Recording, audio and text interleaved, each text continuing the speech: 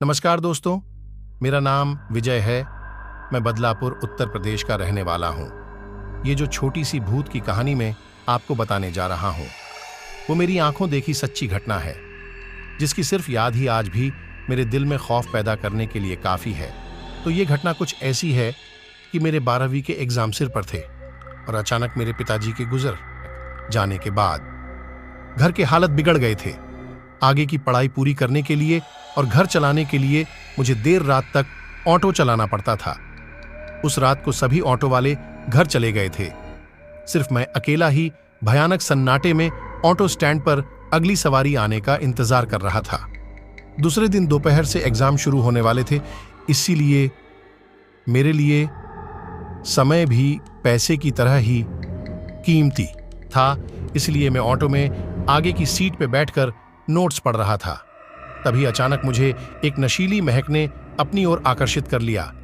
वह महक कहाँ से आ रही है, ये जानने के लिए मैं ऑटो से बाहर निकलने ही वाला था कि तभी मुझे पीछे से एक कोमल आवाज आई, बदलापुर गांव चलिए प्लीज। अचानक से आने वाली इस आवाज से मैं चौंक गया और पीछे मुड़ के देखा तो ऑटो में एक सुंदर सी सजी धजी लड़की बैठी थी। मैंने उससे पूछा, आप अंदर आकर कब बैठी? उसने कोई जवाब नहीं दिया। वो बस अपने पैरों की तरफ देखे जा रही थी। मैंने भी आगे कुछ पूछा नहीं और तुरंत ऑटो स्टार्ट करके गांव की तरफ चल पड़ा। लेकिन मैंने एक बात पर गौर किया था, जब से वह लड़की रिक्शा में बैठी थी तब से मुझे गजब की ठंड लगने लगी थी। ऑटो चलते चलते मेरे सामने वाले आईने पर जब मेरी नजर पड़ी तब मुझे दिखा कि वह लड़की एक तक मुझे घूर रही है। फिर मैंने आईने से नजरें हटा के रोड पर टिका दी। कुछ ही दूर जाने के बाद रिक्शा में अचानक कहीं से सड़े हुए मांस की बदबू फैलने लगी, इतनी कि मुझे घुटन होने लगी। सांस तक लेना मुश्किल हो गया था। उस वक्त फिर एक बार मेरी नजर आईने पर पड़ी और उसमें दिखने वाले उस भयंकर और विकृत नजारे से मेरी रूह कांप गई, क्योंकि आईने में जो लड़की मुझे दिख रही थी वह एक दुल्हन के जोड़े में थी और उसका चेहरा आधा जला हुआ था, जिसमें से मांस के लोथड़े लटक रहे थे। मैं उस वक्त इतना ज्यादा डर गया था कि अपनी चलती ऑटो का हैंडल छोड़कर सड़क पर ही कूद पड़ा। उसके बाद सुबह जब मेरी आंख खुली तब मैं गांव के दवाखाने में लेटा हुआ था। पास में मेरी मां और कुछ गांव के बुजुर्ग बैठे थे। मेरे सिर में 4 टाके लगे थे और बाकी सभी मामूली चोटें थीं। सिर पर गहरी चोट लगने से शायद मैं बेहोश हुआ था। और जब मैंने मेरे रिक्शा के बारे में पूछा तो सभी ने उल्टा मुझसे सवाल किया, तुम हमें गांव के बाहर सड़क पर पड़े मिले थे, तो तुम्हारा ऑटो दूर उस पुराने कब्रिस्तान में क्या कर रहा था? ये खबर सुनने के बाद मैं दंग रह गया। उस सवाल का जवाब तो मेरे पास नहीं था, पर उस खौफनाक चुड़ैल के बारे में मैंने सबको बता दिया।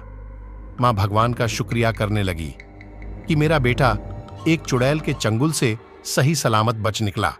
जाते जाते सभी गांव के लोग बोले, तुम्हारी किस्मत अच्छी है इसलिए जिंदा हो। वह एक कुंवारी ही मरी हुई भयानक चुड़ैल थी जो अपनी प्यास तुम्हारे जैसे कुंवारे लड़कों का शिकार करके बुझाती है। इतना कहकर सब वहां से चले गए और मैंने भी उस दिन के बाद से देर रात तक ऑटो चलाना बंद कर दिया। पीयूष जब 3 साल का था तब उसकी मां की अचानक ही मौत हो गई थी। तब से उसके पिता शिव ने उसे बड़े लाड़ प्यार से पाला था। उसके प्यार में कभी कोई कमी ना रहे, इसलिए शिव ने कभी दूसरी शादी नहीं की। शिव एक फॉरेस्ट ऑफिसर था। उसे सरकार से सब कुछ मिलता था, गाड़ी, बंगला, पैसा, और इसी के साथ एक और चीज भी मिलती थी, सरकारी आर्डर। साल के पहले दिन 1 जनवरी को शिव को ईमेल मिला, उसका ट्रांसफर देवगढ़ में किया गया है और उसी रात को उसे देवगढ़ के लिए रवाना होना था। शिव ने बड़ी मुश्किल से अपने बेटे पीयूष को नई जगह शिफ्ट होने के लिए मना लिया था। वह दोनों सुबह 10 बजे देवगढ़ पहुंचे। देवगढ़ पहुंचने के बाद वहां का मनमोहक नजारा देखकर खुशी से चिल्लाते हुए पीयूष यहां वहां भागने लगा, क्योंकि वहां बच्चों के खेलने के लिए एक बड़ा पार्क था जिसमें बहुत सारे झूले, फिसल पट्टी, स्विमिंग पूल और बहुत कुछ था। पीयूष को खुश देखकर शिव के नए सेक्रेटरी श्याम के मुंह से निकल गया, आपसे पहले वाले एक अफसर ने यह पार्क उनके बच्चों के लिए बनवाया था। उसकी इस बात पर बगल में खड़े दूसरे बड़े अफसर ने श्याम को चुप रहने का इशारा किया, लेकिन वह सुनकर शिव के मुंह से वह निकल ही गया जिसे वह अफसर सुनना नहीं चाहता था। शिव बोला, वैसे कहाँ तबादला हुआ है इस पार्क बनाने वाले अफसर का? तभी अचानक पीयूष का पैर फिसला और वह स्विमिंग पूल में गिर पड़ा। तभी उसे बचने के लिए शिव बिजली की रफ्तार से दौड़ा और किसी धनुष से निकले तीर की तरह पानी में कूद गया और उसने कुछ ही सेकंड्स में पीयूष को पानी से बाहर निकला। उस वक्त दूसरा बड़ा अफसर इस बात का शुक्र मना रहा था कि शिव ने अपने पूछे हुए सवाल का जवाब वापस नहीं मांगा। शिव ने पीयूष को बंगले में ले जाकर बेड पर लिटा दिया। कुछ समय आराम करने के बाद पीयूष फिर से उछल कूद करने लगा। सेक्रेटरी ने शिव को उसका काम समझा दिया। शिव की हद में 100 एकड़ का जंगल था और उसका सरकारी बंगला उसी जंगल की सीमा पर बनाया गया था। शिव ने गार्ड्स को बुलाया और जंगल का राउंड मारने के लिए गाढ़ी निकालने का आदेश दिया। जाते जाते उसने सोचा कि क्यों ना पीयूष को भी जंगल दिखा के लाऊं। कोई खरगोश या हिरण दिख गया तो खुश हो जाएगा बच्चा। इस तरह से उसने पीयूष को भी अपने साथ में ले लिया। गाड़ी में शिव ने श्याम और वहां के एक पुराने गार्ड के चेहरे पर डर देख रहा था। फिर शिव ने वह सवाल पूछ लिया जो कुछ समय पहले टल गया था।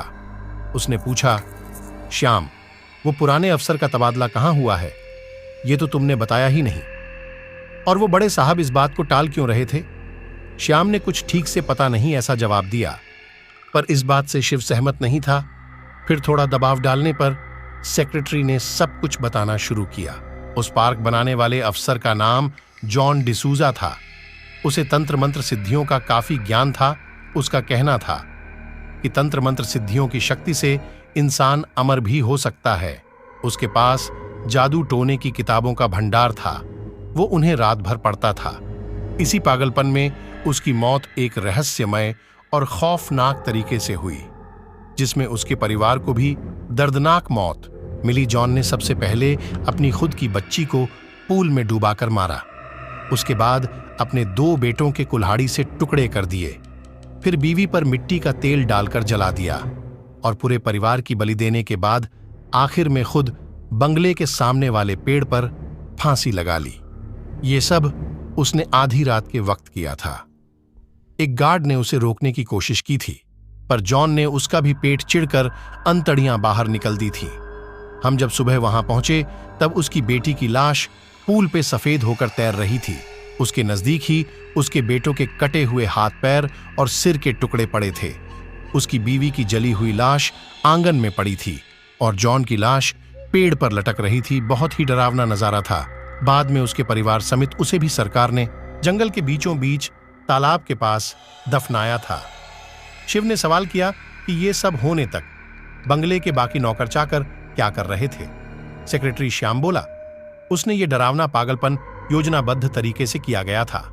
उस रात उसने सभी नौकरों को कुछ पैसे देकर अगली सुबह 12 बजे तक छुट्टी दे दी थी, पर सरकारी आदेश अनुसार 2 गार्ड बंगले पर रुके थे। एक को तो उसने भयंकर मौत दे दी थी, पर दूसरा ऐसी डरावनी चीज देखकर भागा था, पर वो हमेशा के लिए पागल हो गया है। हमने उसे जंगल में से पकड़ा था। अब वो सरकारी मेंटल हॉस्पिटल में है। उस पर उपचार चल रहे हैं। वो बार बार कहता है कि वो हर अमावस्या को आएगा और एक एक बलि ले जाएगा। उस दिन से आज तक जो भी अमावस्या की रात उस बंगले में रुकता है, वह सुबह पेड़ से फांसी लगाकर आत्महत्या कर लेता है। तब से हर अमावस्या की रात यहां किसी को रुकने नहीं दिया जाता। गांव के पुराने पंडित जी ने बताया है कि जॉन की रूह यहां रुकने वाले के शरीर में प्रवेश करके उसे आत्महत्या के लिए मजबूर करती है। इसीलिए लोग मरते हैं। उसे हर वक्त अपने काम के लिए एक शरीर चाहिए होता है। और आज भी जॉन की क्रूर आत्मा जंगलों में भटकती है। न जाने भगवान उसे कब मुक्ति देगा। पूरी कहानी सुनाने के बाद श्याम बोला, सर कल अमावस्या है, आप भी बंगला छोड़कर गांव में रुकिएगा। शिव ने कहा, श्याम किसी को तो इस परेशानी का हल निकालना होगा। ऐसा कब तक वह शैतान मासूमों की जान लेता रहेगा? और चुनौतियों से तो मैं आज तक नहीं भागा। इतना बोलकर वह खामोश हो गया। शिव को अपनी नहीं